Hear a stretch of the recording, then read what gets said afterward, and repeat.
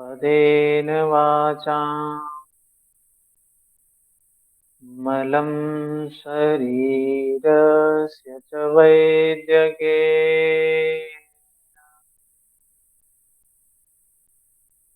योपाकरोत्तम प्रवरं मुनीना पतञ्जलिं प्राञ्जलिरानतोऽस्मि।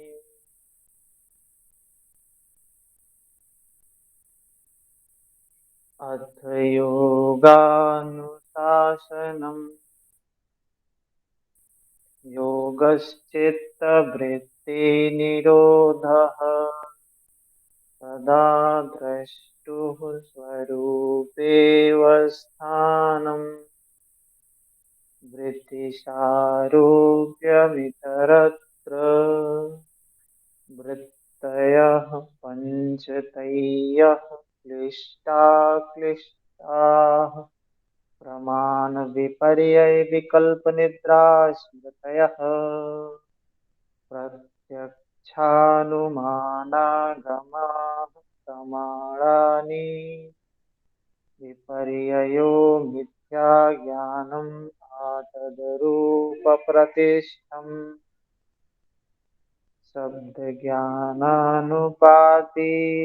वस्तुशून्यो विकल्पः अभावप्रत्ययालम्बना वृत्तिर्निद्रा अनुभूतविषया सम्प्रमोषः स्मृतिः अभ्यासवैराग्याभ्यां तन्निरोधः तत्र स्थितौ यत्नोऽभ्यासः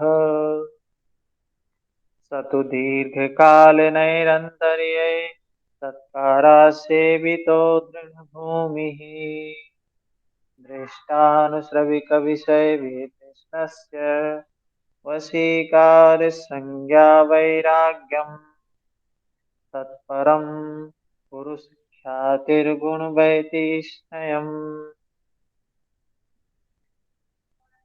हरिओम। हम लोगों ने कल हरिओम गुरु जी। हरिओम हम लोगों ने कल यहाँ तक देखा था 16 नंबर सूत्र तक। तो हम योग सूत्र का को समझने का प्रयास कर रहे हैं, बुद्धि के स्तर पर समझने का प्रयास कर रहे हैं। लेकिन यह क्या है? अनुभूति के स्तर पर समझने वाली बात। हम प्रयास कर रहे हैं बुद्धि के स्तर पर समझने। तो योग क्या है? योग मुक्ति का, बंधन से मुक्ति का माध्यम है, साधन है योग। जीवन जीने की कला है योग। बंधन से मुक्ति का साधन है, दुख से मुक्ति का साधन है। संपूर्ण मानव जाति क्या है? दुखी है, दुख में है। दुख से मुक्त होने का सिर्फ मार्ग क्या है? योग है। कैसे व्यक्ति मुक्त होगा? हम तो सोचते हैं नौकरी मिल जाएगी तो दुख मुक्त हो जाएगा, ये हो जाएगा तो दुख मुक्त हो जाएगा, वो हो जाएगा तो दुख समाप्त हो जाएगा। हम लोग तो बहुत सारी चीजें सोचते हैं, ये होगा तो दुख समाप्त होगा, वो होगा तो दुख समाप्त होगा। किससे दुख समाप्त होने वाला है? तो महर्षि पतंजलि कहते हैं चित्त वृत्ति निरोधा, चित्त की वृत्ति का निरोध होने पर दुख समाप्त होगा। जब चित्त की वृत्ति का निरोध होगा तो स्वरूप की स्थिति हो जाएगी। दृष्टा जो है अपने स्वरूप में स्थित हो जाएगा। अभी तक वृत्ति के स्वरूप में, वृत्ति की धारा में बहता हुआ जा रहा। कैसे होगा? उसका माध्यम, उसका साधन बताया, अभ्यास से होगा, वैराग्य से होगा। अभ्यास और वैराग्य के द्वारा किया जा सकता है। अभ्यास कैसा होना चाहिए? दीर्घ काल निरंतर, दीर्घ काल तक निरंतर होना चाहिए अभ्यास। वैराग्य कैसा होना चाहिए? दृष्टानुश्रविक, देखे हुए सुने हुए विषयों के प्रति तृष्णा रहित हो जाना वैराग्य है। तो अभ्यास और वैराग्य के माध्यम से चित्त की वृत्ति का निरोध होगा। जब वैराग्य की इस प्रकार का वैराग्य होगा तो क्या होगा? कौन सी अवस्था प्राप्त होगी?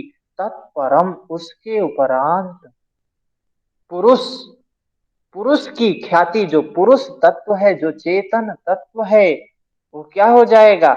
गुण वैती स्नयम, प्रकृति के गुणों से तृष्णा रहित हो जाएगा। प्रकृति के गुणों का जो प्रभाव है पुरुष पर, वो समाप्त हो जाएगा। पुरुष अपने स्वरूप में स्थित हो जाएगा। जो योग का उद्देश्य है, तदा द्रष्टु स्वरूपे अवस्थानम, अपने स्वरूप में स्थित हो जाएगा। हम लोग समाधि पाद के बारे में पढ़ रहे हैं। हम जो पढ़ रहे हैं वो क्या है? समाधि पाद है। और ये समाधि पाद में हम क्या जानने वाले हैं? महर्षि पतंजलि ने क्या हमको बताने के लिए समाधि पाद बनाया? आप वहां गए नहीं हो, अभी हमको मुंबई जाना है, हम बैठ के ही सारा प्लान कर लिए मुंबई जाने की से कौन कौन से रास्ते हैं, कौन कौन से स्टेशंस पड़ेंगे, कौन कौन सी समस्याएं आएंगी, कौन कौन सी बाधाएं आएंगी। हम वहां पहुंचे नहीं हैं, हम यहीं से प्लान कर रहे हैं, हम यहीं से जान रहे हैं उसके बारे में। तो चित्त वृत्ति निरोध का साधन बताया, ये है अभ्यास और वैराग्य है। ठीक है, अभ्यास वैराग्य करेंगे। फिर क्या करना है? अभ्यास वैराग्य के साथ में क्या करना है? कहते हैं संप्रज्ञात। संप्रज्ञात, एक होता है प्रज्ञा, प्रत्यक्ष ज्ञान।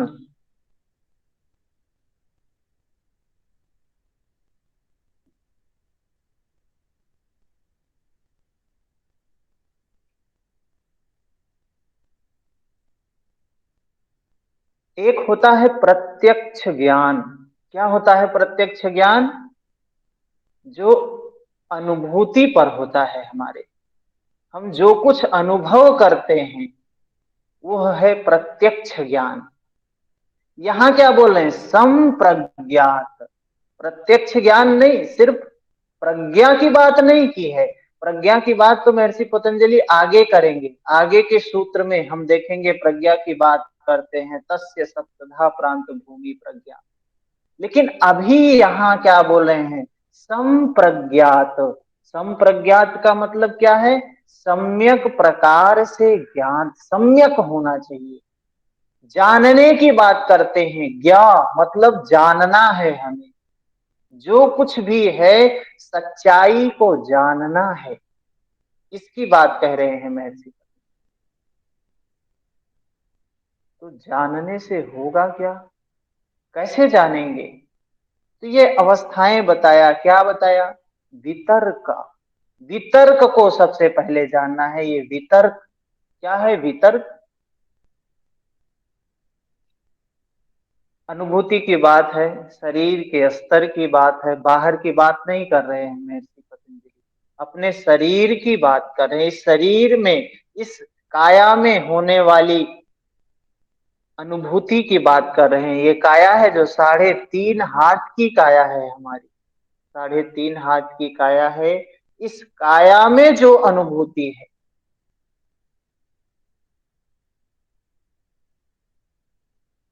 पहले वितर्क की बात किया। ये वितर्क क्या होता है? ये हमारी इंद्रियां हैं, आंख, कान, नाक, जीभ, त्वचा और मन। ये छह इंद्रियां जो हैं, इन इंद्रियों से जब विषयों का संपर्क होता है ना, इंद्रियों से विषयों का जब संपर्क होता है, तो क्या होता है? इसको, इसी चीज को बोला गया वितर्क है।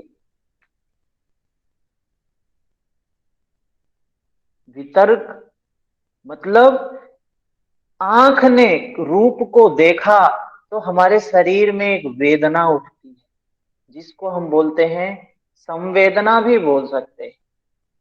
कुछ लोग बात को ज्यादा स्पष्ट समझ रहे होंगे, क्या है? जब ये इंद्रियां विषयों से स्पर्श में आती हैं, कान जब शब्द को सुनता है तो शरीर में एक वेदना, एक हलचल होती है। आंख जब रूप को देखता है तो शरीर में एक हलचल होती है। नाक जब गंध को सूंघता है तो शरीर में एक प्रकार की हलचल होती है। जिह्वा जब रस का, स्वाद को ग्रहण करती है तो भी शरीर में एक प्रकार की हलचल होती है।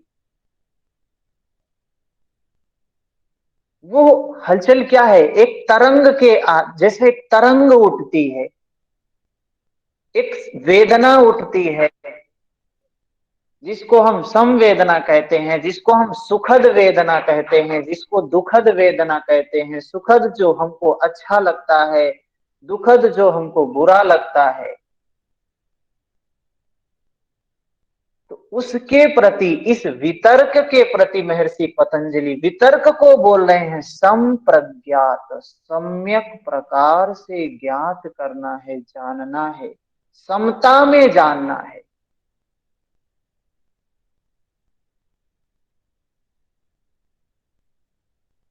ठीक है, मोनू जी क्या कह रहे हैं?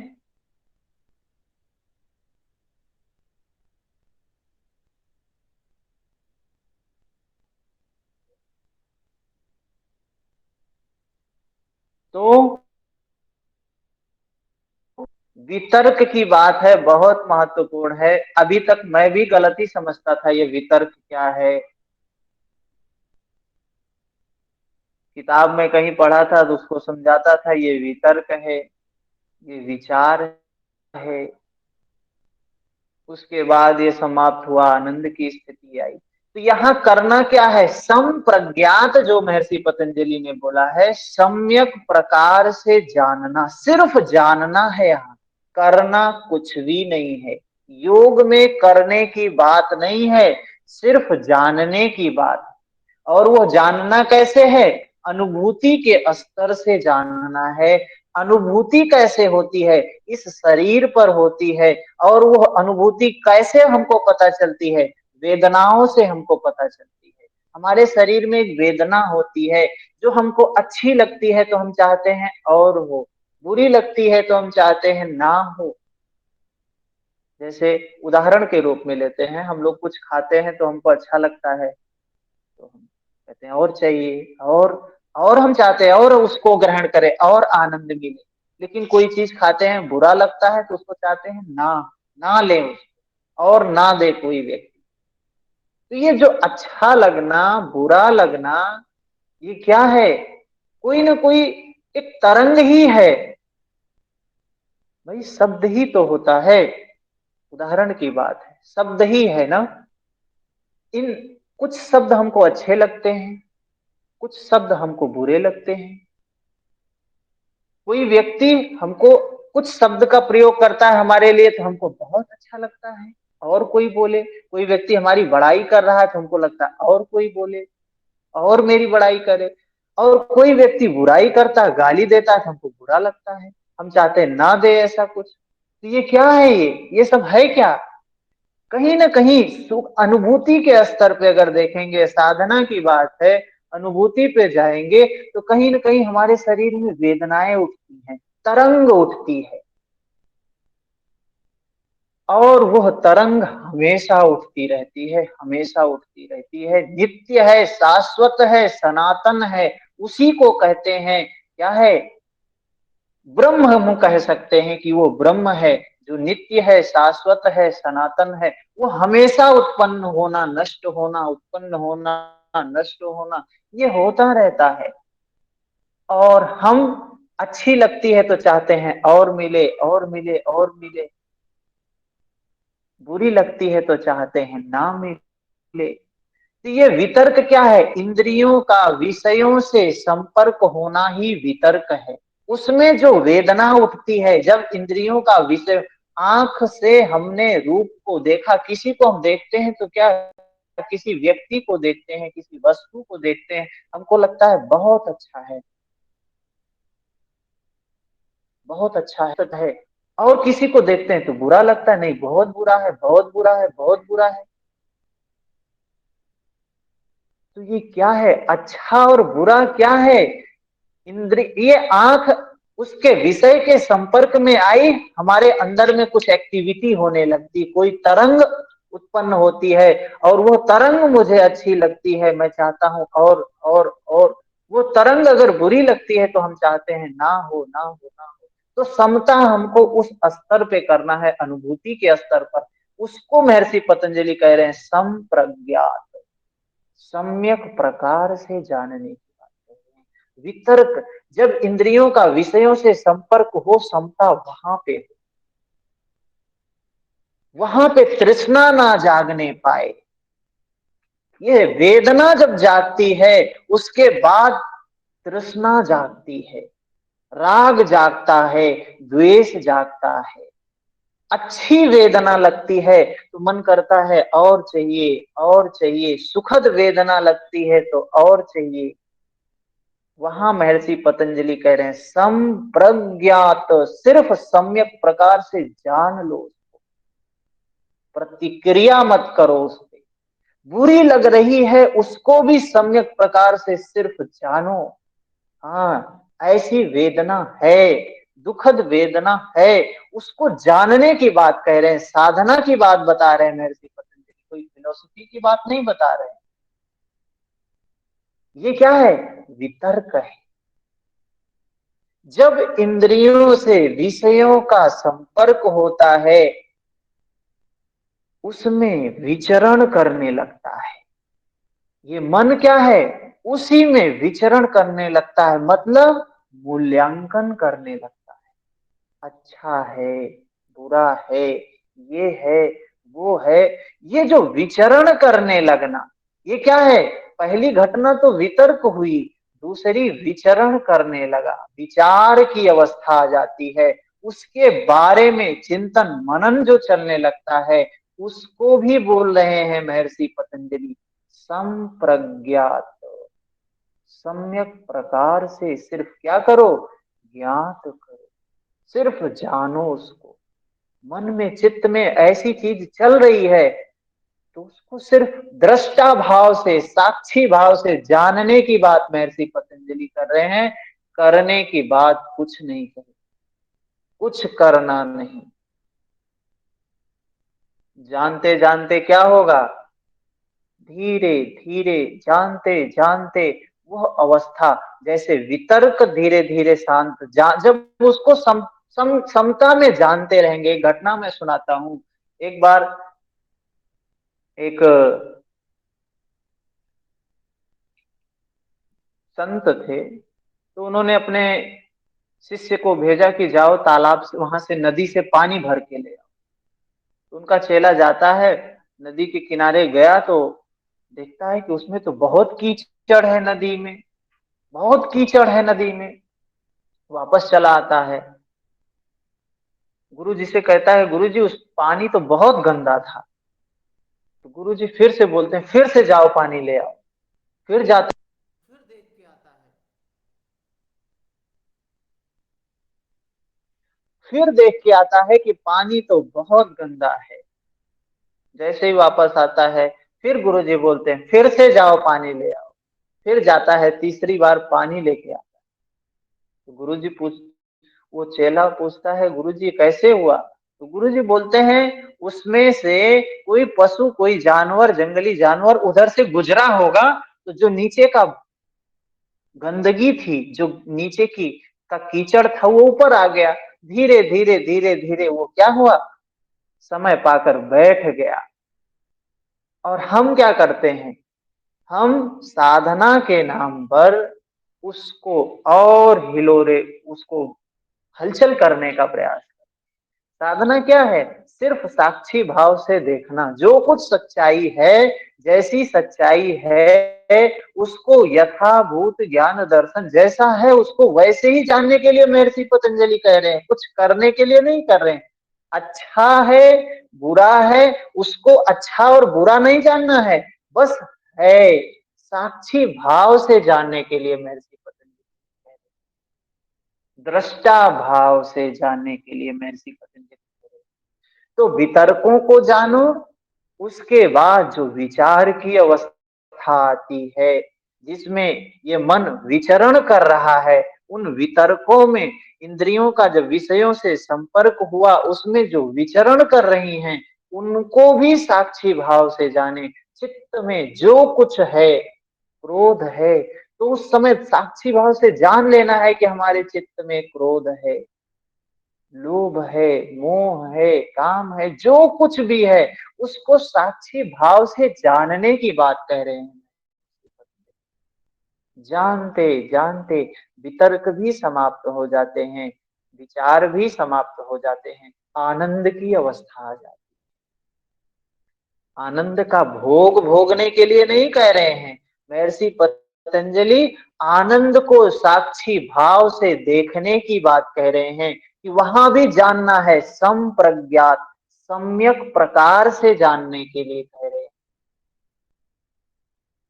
संप्रज्ञात सम्यक प्रकार से जानने के लिए कह रहे हैं।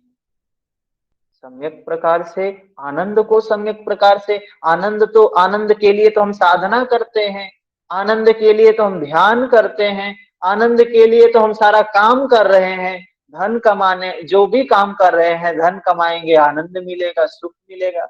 और यहाँ तो महर्षि पतंजलि कह रहे हैं आनंद को भी साक्षी भाव से जानना, भोक्ता भाव से भोगना नहीं है, उसको जानना है। न वितर्क है न विचार है, सिर्फ आनंद की स्थिति, उसको भी महर्षि पतंजलि दृष्टा साक्षी भाव से जानने के लिए कहे।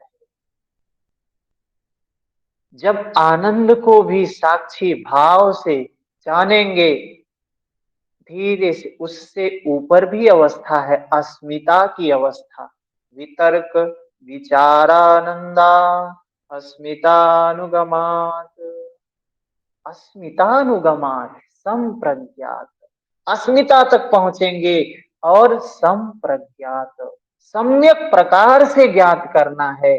अस्मिता क्या है, ऐसी अवस्था आ जाती है इस, भाई अभी बता रहे हैं ना कि आपको जाना कहाँ है, आपको मुंबई जाना है तो बीच बीच में कौन कौन से बड़े बड़े स्टेशन आएंगे उसके बारे में इंट्रोडक्शन दे रहे हैं। समाधि पाद है अभी, साधन पाद में तो विस्तार से बात बताएंगे, लेकिन अभी क्या बता रहे हैं, अभी सिर्फ इंट्रोडक्शन दे रहे हैं महर्षि पतंजलि। वितर्क, दूसरी अवस्था विचार, तीसरी आनंद, चौथी अस्मिता की अवस्था।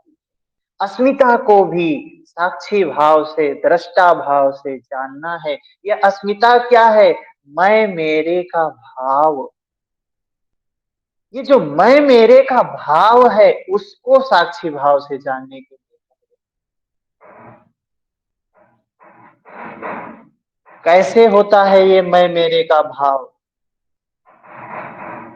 वेदनाएं जो होती हैं, जब वितर्क विषयों का इंद्रियों से संपर्क हुआ तो उसमें जो वेदना हुई, सुखद वेदना हुई, दुखद वेदना हुई, अब उसके प्रति तृष्णा जागृत होती है मन में।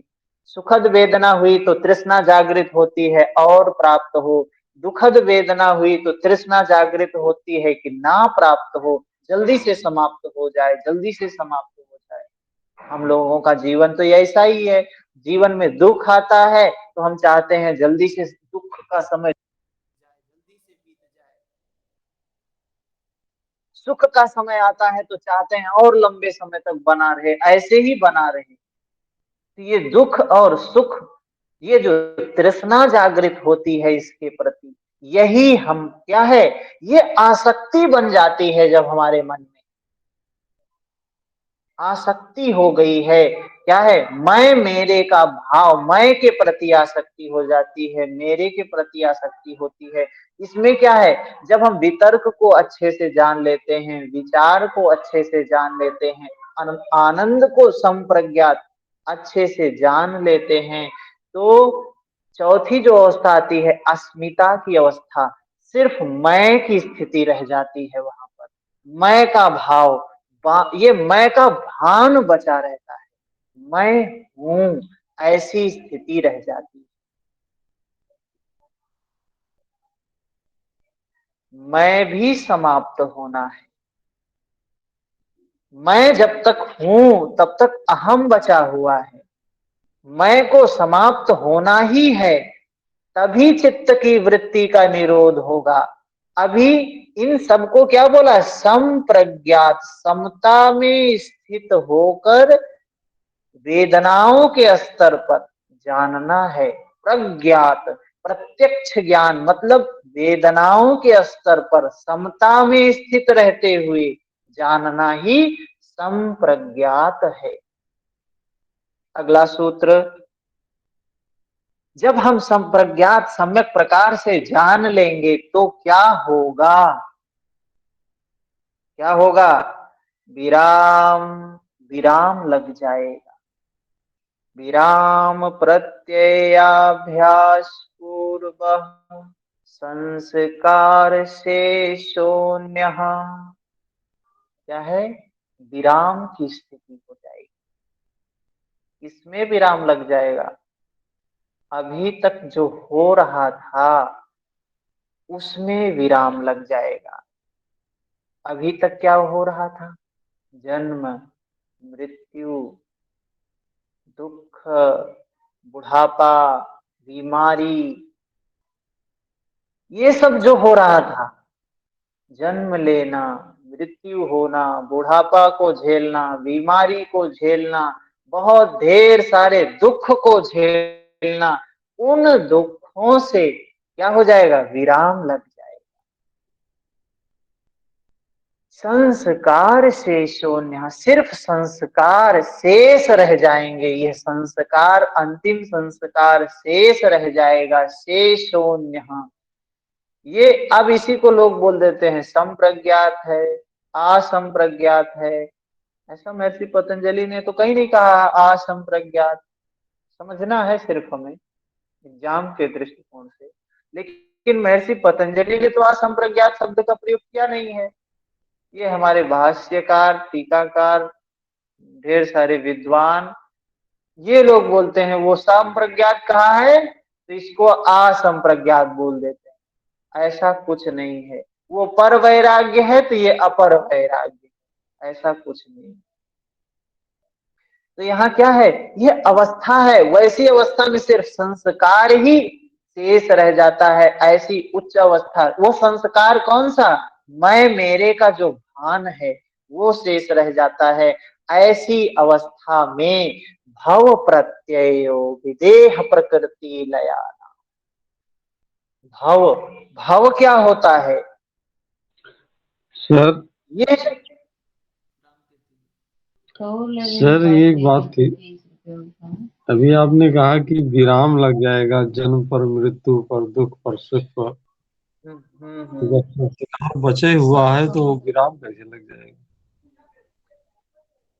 हाँ, संस्कार,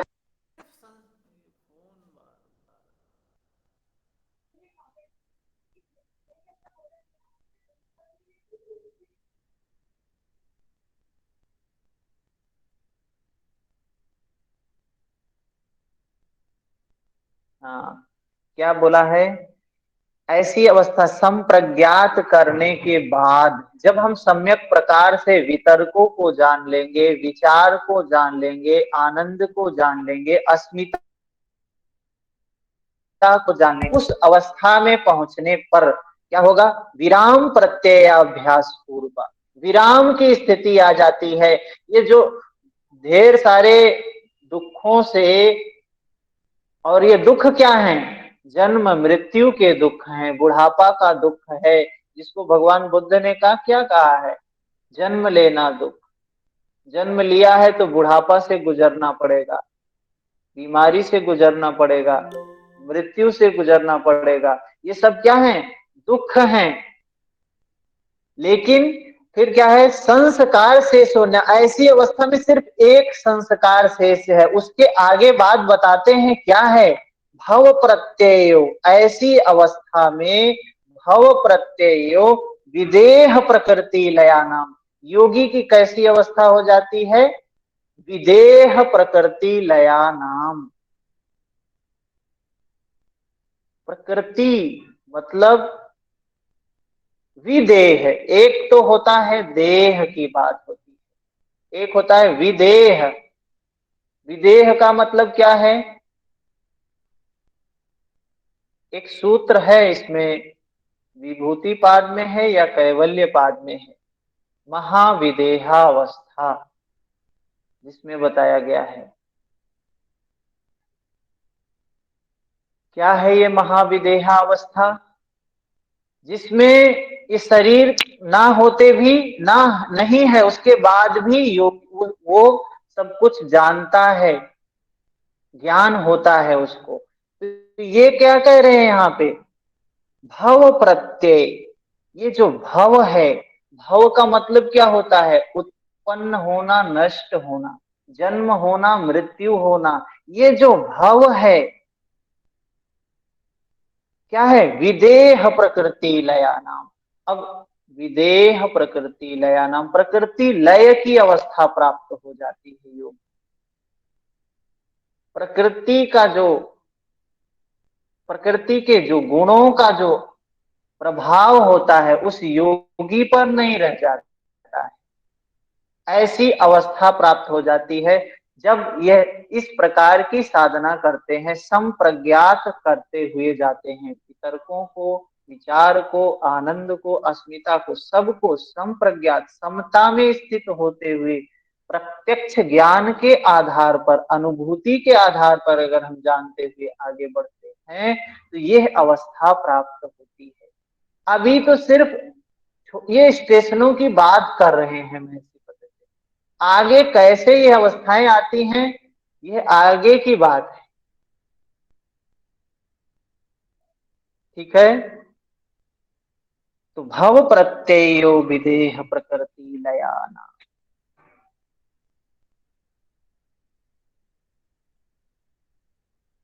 अन्य परिभाषाएं, इसकी व्याख्या मिलती है। पीछे भी हमने कुछ किया था इस पे, क्या है पीछे जो किया था वो पीछे की बात है, अभी जो कर रहे हैं इस पर, यहाँ की बात है। ठीक है,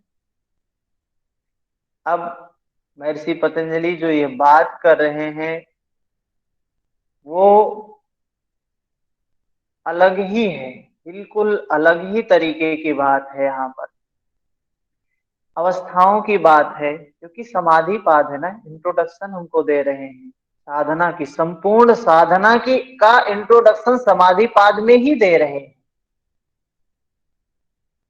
तो फिर जब ये सारी अवस्थाएं हैं, ये सब हमको करना है, इस स्टेशन से होके हमको गुजरना है, तो कैसे जाएंगे? क्या माध्यम है?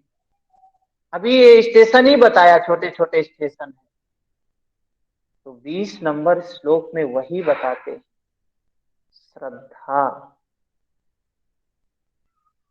श्रद्धा वीर्य स्मृति समाधि प्रज्ञा, प्रज्ञा आ गया यहाँ भी, प्रज्ञा पूर्वक इतरेषाम्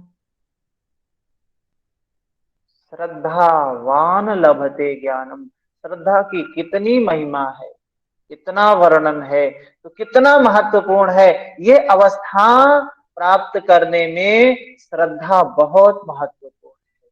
बिना श्रद्धा के कुछ भी प्राप्त नहीं होता है। श्रद्धा बहुत जरूरी है, लेकिन ये श्रद्धा अंधश्रद्धा नहीं होनी चाहिए। श्रद्धा होना जरूरी है, लेकिन अंधश्रद्धा खतरनाक होता है। अभी अध्यात्म के नाम पर श्रद्धा तो, और वो भी अध्यात्म के मार्ग में, अगर अध्यात्म के मार्ग में श्रद्धा नहीं है तो क्या करेगा साधक? अध्यात्म के मार्ग में तो और जरूरी है श्रद्धा। बिना श्रद्धा के साधक चल नहीं सकता है। श्रद्धा आंखें होती हैं, लेकिन श्रद्धा अंधश्रद्धा हो जाती है तो खतरनाक ही, पैरों की बेड़ियां हो जाती है। आंखों के बजाय पैरों की बेड़ियां हो जाती है, बंधन हो जाती है यही श्रद्धा। आज के समय में समाज में योग का यथार्थ स्वरूप नहीं पता होने के कारण, गीता का यथार्थ स्वरूप नहीं पता होने के कारण श्रद्धा अंधश्रद्धा हो गई। वो आंख होने के बजाय पैरों का बंधन हो गया है, पैरों की बेड़ियां हो गई। कैसे हो जाया करती है श्रद्धा अंधश्रद्धा? समझने वाली बात है। ये मित्र है, साधक के लिए बहुत महत्वपूर्ण है, होना चाहिए। श्रद्धा नहीं है, चल नहीं पाएगा।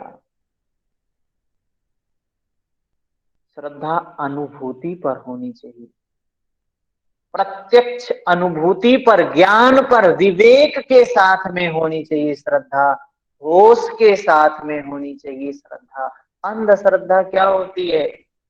हमने मान लिया तो मान रहे हैं, बाकी लोग भी उसको माने।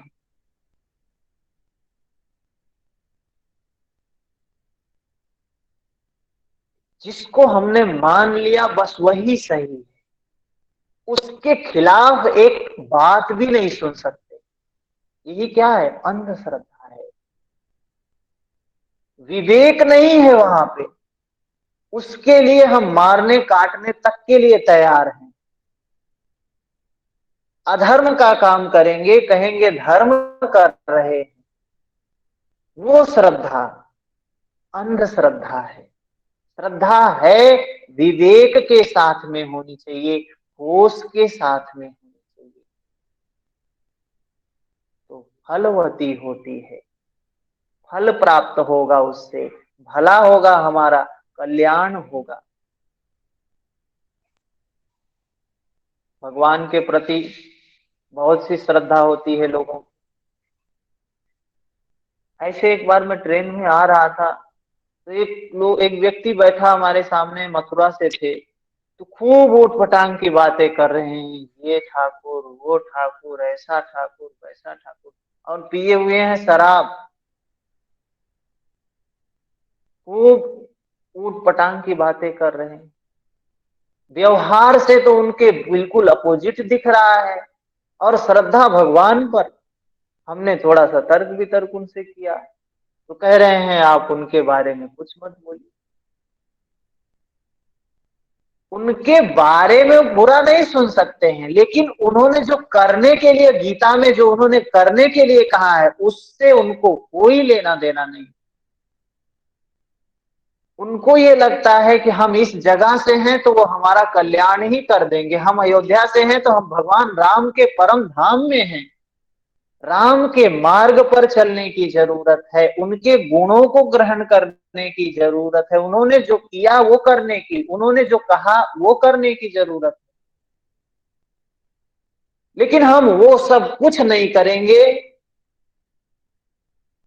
सिर्फ उनको ही मानेंगे, उनको फूल चढ़ाएंगे, उनको धूप बत्ती चढ़ाएंगे, आरती करेंगे, प्रसाद बांटेंगे, भजन करेंगे, कीर्तन करेंगे, सब करेंगे। लेकिन उन्होंने जो करने के लिए कहा कतई नहीं मानेंगे, उन्होंने जो काम किया वो कभी नहीं करेंगे।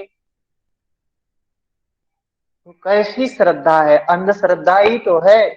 भगवान राम को हम मान रहे हैं, लेकिन राज्य के लिए हम भाई की हत्या करने के लिए तैयार हैं। राज्य के लिए, राज्य का लोभ नहीं था उनको,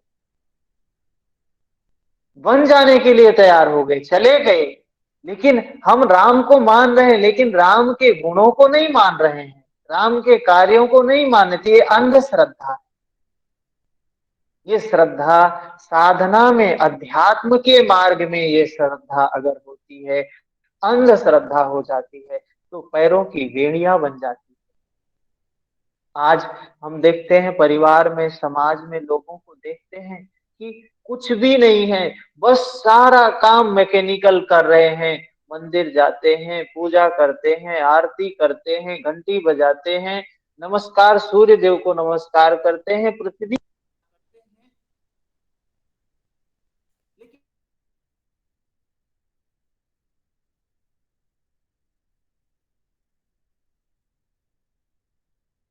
है, कोरे कागज है एकदम, अज्ञान ही अज्ञान है। फिलोसफी की बात तो खूब करते हैं, लेकिन अनुभूति के स्तर पर, वेदनाओं के स्तर पर कुछ भी। तो ये क्या है? ये अंधश्रद्धा है। श्रद्धा होना बहुत महत्वपूर्ण है, लेकिन विवेक के साथ में होना चाहिए, वेदनाओं की अनुभूति के आधार पर होना चाहिए।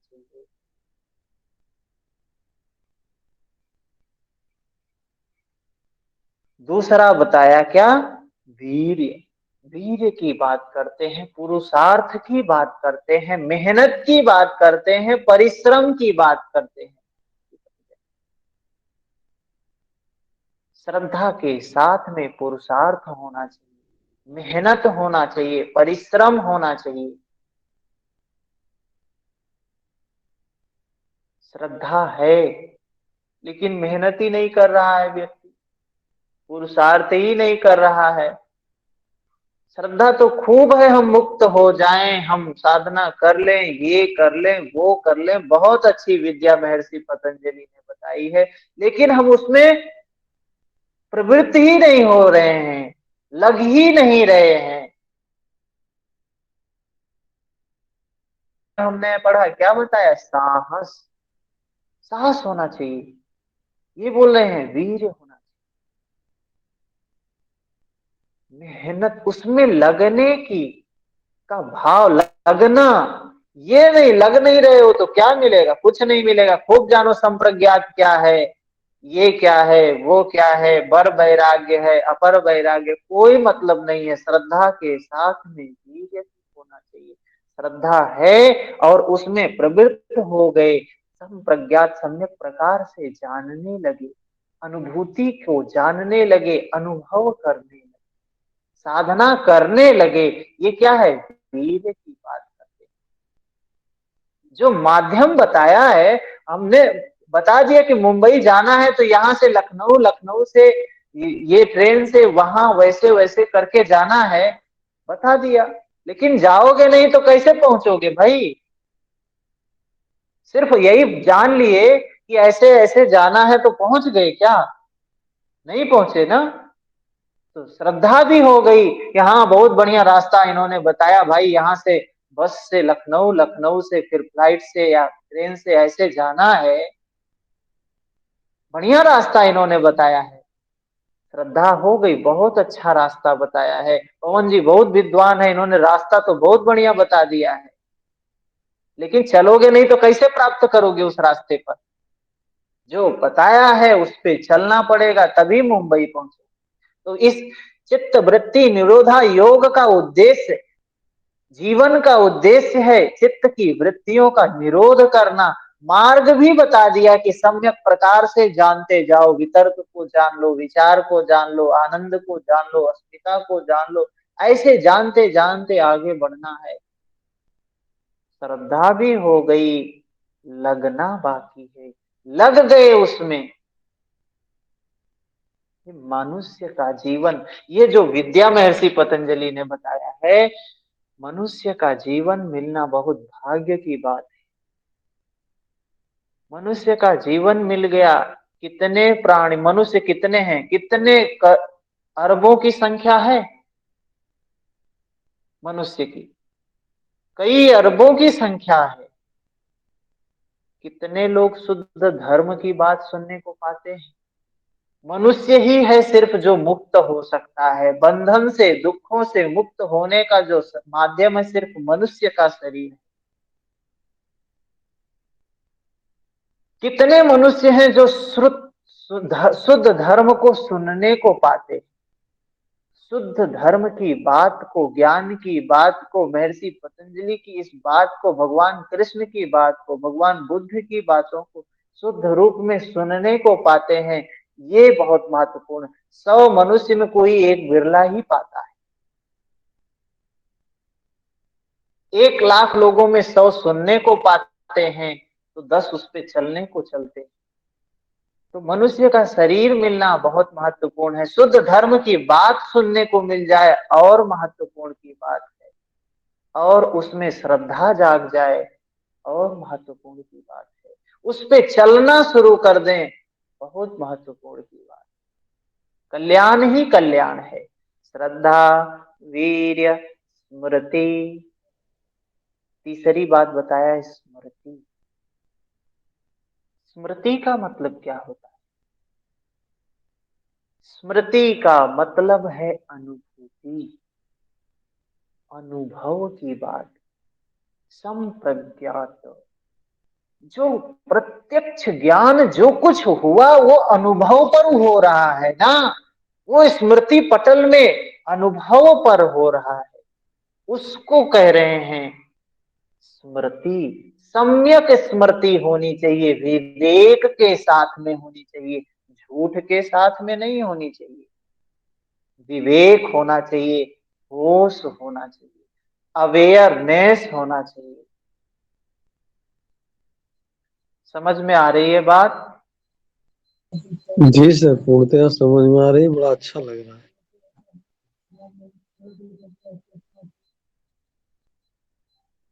पीछे हमने 2 बार पढ़ाया, उस बार भी आपको अच्छा लग रहा था। है, इस बार का और भी वैज्ञानिक आप बता रहे हैं। इस बार उस का जो बार आप बता रहे हैं और भी वैज्ञानिक तथ्य इसमें छिपे हुए हैं, वो उजागर कर रहे हैं। पीछे जो हमने पढ़ा, देखिए, गलत चलना जब शुरू करते हैं तो गलत मिलता है, धीरे धीरे सही जगह पहुंच जाते हैं। जिसने चलना ही नहीं शुरू किया है वो ना गलत पाएगा ना सही पाएगा। जी। क्या है? चलेंगे, गिरेंगे, उठेंगे, चलेंगे, पहुंचेंगे। जो चलेगा वही पहुंचेगा, जो चला ही नहीं वो पहुंचेगा भी नहीं, वो हारेगा भी नहीं। अब 17 नंबर सूत्र का जो अर्थ आपने आज बताया, हाँ, एकदम वैज्ञानिक। ये मैं पहली बार सुन रहा हूँ ये अर्थ, और ये एकदम लग हाँ, रहा है कि हाँ, सही है, यही सही है। हाँ, ये जो मैं बोल रहा हूं ये अनुभव का विषय है। आप भी इसको अनुभव कर सकते हैं। कहीं से पढ़ के नहीं बोल रहा हूं, कोई किताब भी नहीं है जो ये बताए। जी जी। तो तीसरी बात क्या बताया? स्मृति कैसी होनी चाहिए? विवेक के साथ में होनी चाहिए, सम्यक स्मृति होनी चाहिए। ये स्मृति ही है जो हमको मुक्ति प्रदान करवाती है, अंतिम अवस्था तक जाती है ये साथ। सम्यक होनी चाहिए। सम्यक का मतलब क्या है? जो कुछ भी है इस जगत में वो क्या हो रहा है? उत्पन्न हो रहा है, नष्ट हो रहा है, उत्पन्न हो रहा है, नष्ट हो रहा है। इस जगत में क्या है? जो कुछ भी है भव बोलते हैं, भव। पीछे क्या बोला? भव प्रत्ययो। इस भव में जो कुछ भी है अनित्य है, उत्पन्न होता है, नष्ट होता है, उत्पन्न होता है, नष्ट होता है। दुख है, उत्पन्न होता है, नष्ट होता है। सुख है, उत्पन्न होता है, नष्ट होता है। कोई भी चीज है इस मृत्यु लोक में, सारी चीजें सिर्फ एक ही सच्चाई है उनकी, उसमें परिवर्तन हो रहा है, परिवर्तन हो रहा है। अनित्यता का स्वभाव ही नित्य है। सारी चीजें अनित्य हैं। उसको अनुभूति से संप्रज्ञात सम्यक प्रकार से जानना क्या है? ये सम्यक स्मृति है। उसके बाद क्या बोले? समाधि की बात है। श्रद्धा, वीर, स्मृति, समाधि। समाधि, चौथी बात बताया समाधि। समाधि क्या होता है? एकाग्रता। एकाग्रता मतलब बिल्कुल एकाग्र चित्त। चित्त की एकाग्रता क्या है? समाधि है।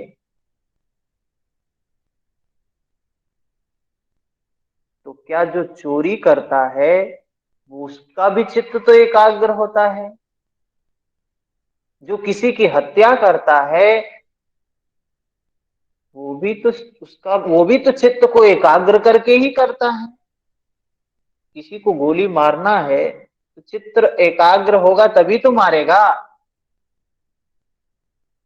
बगुले को देखते हैं पानी में कैसे खड़ा होता है, बिल्कुल एकाग्र, समाधिस्थ, तनिक भी हिलता डुलता नहीं है। क्या वो समाधि हमारे काम की है? नहीं है। हमारे काम की समाधि सम्यक समाधि है, विवेक के साथ में समाधि है, निर्मल समाधि है।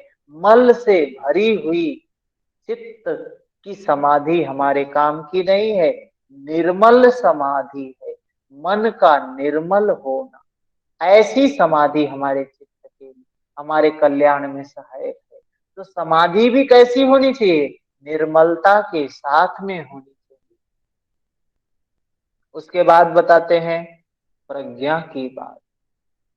प्रज्ञा, वही बात आ जाती, घूम फिर के वही बात आ जाती है, प्रत्यक्ष ज्ञान की बात है। प्रत्यक्ष ज्ञान मतलब पराया ज्ञान नहीं, किसी वेद का ज्ञान नहीं, किसी उपनिषद का ज्ञान नहीं, किसी गीता का ज्ञान नहीं, किसी सूत्र का ज्ञान नहीं। प्रत्यक्ष ज्ञान, अपने अनुभूति का ज्ञान। और वह अनुभूति इंद्रियों से नहीं, वेदनाओं के स्तर पर अनुभूति। हमारे शरीर में जो वेदनाएं होती हैं, सुखद होती हैं या दुखद होती हैं, उन वेदनाओं को प्रत्यक्ष करना प्रज्ञा। प्रज्ञा कैसे जागृत होगी, महर्षि पतंजलि आगे बताएंगे। प्रज्ञा कैसे जागृत होगी, ठीक है। तो ये श्रद्धा, वीर्य, स्मृति, समाधि, प्रज्ञा पूर्वक इतरेषाम्, ये पांच चीजें हैं जो हमको अंतिम स्टेशन तक पहुंचाने में सहायक होंगी। ठीक है, सर समझ में आई बात? इतरे शाम का क्या मतलब होगा इसमें? यही मतलब है इसमें कि यह पांच चीजें हैं। इतरे साम का मतलब दूसरे साधकों का निरोध रूप योग। ये जो पांच चीजें हैं यही हैं जो उस स्थिति को प्राप्त करने में सहायक होती हैं। इतरे साम का मतलब यही समझ सकते हैं, ठीक है। जी। निरोध रूप योग, जो चित्त वृत्ति निरोध योग का जो लक्ष्य है वो इतरे शाम, ये पांच चीजें हैं जो वो लक्ष्य योग का है। चित्त वृत्ति निरोध, चित्त को निर्मल करना, चित्त को शांत करना, ये पांच चीजें ही हैं इसको करवाती, ठीक है। सर अभी आप बता रहे थे जैसे जो चोरी करता है हाँ, वह भी चित्त एकाग्र ही होता है। बिना एकाग्रता के बुरा सा बुरा मतलब कोई भी गलत काम भी चित्त को एकाग्र करके ही कर सकता है, करता है लेकिन व्यक्ति। लेकिन सर फर्क ये है हम्म। कि उसमें जो है चित्त की वृत्तियां क्लिष्ट होती हैं और इसमें जो हाँ है हाँ वृत्तियां निर्मल होती हैं, समाप्त हाँ, होती हमारे हैं। हमारे लिए काम की है निर्मल चित्त की वृत्ति वाला जो है जी। समाधि। हाँ, तभी कहा ना विवेक के साथ में ये पांचों चीजें होनी चाहिए। हमारे हित में है, हमारे कल्याण में। यहाँ तक हमको लगता है 20 नंबर सूत्र तक बात सबको स्पष्ट हो गई होगी। कल के सूत्र में हम जो करेंगे वो भी इसी तरीके से कुछ नया ही होगा। तो सर ये वो भी ज्वाइन करें। भाव प्रत्यय विधेय प्रकृति लय, इसको जो है थोड़ा सा और स्पष्ट करें। ठीक है, इस पर कल कल इस पर फिर से चर्चा करेंगे तो ज्यादा अच्छे से समझ में आ जाएगा। थोड़ा सा और स्पष्ट करिएगा, ये थोड़ा सा हमको और समझने की इच्छा हो रही हो। हाँ बिल्कुल बिल्कुल समझ में आएगा। और किसी का कोई प्रश्न है? ठीक है।